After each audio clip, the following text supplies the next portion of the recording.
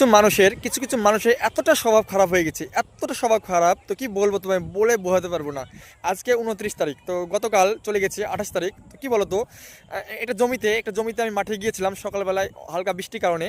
তো গিয়ে দেখলাম আমার জমির রসুন, অনেকগুলো রসুন কেটে এই পাতাগুলো রেখে দিয়েছে আর দানাগুলো নিয়ে চলে গেছে।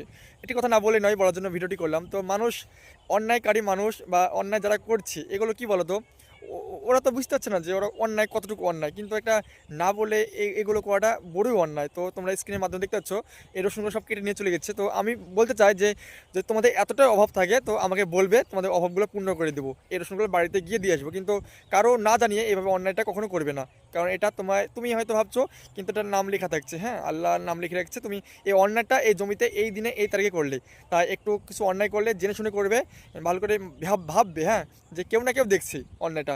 হয়তো রাতের অন্ধকারে করলে সোহেল দেখলো না, জমির মালিক অন্য কেউ দেখছে না, আল্লাহ আছে না।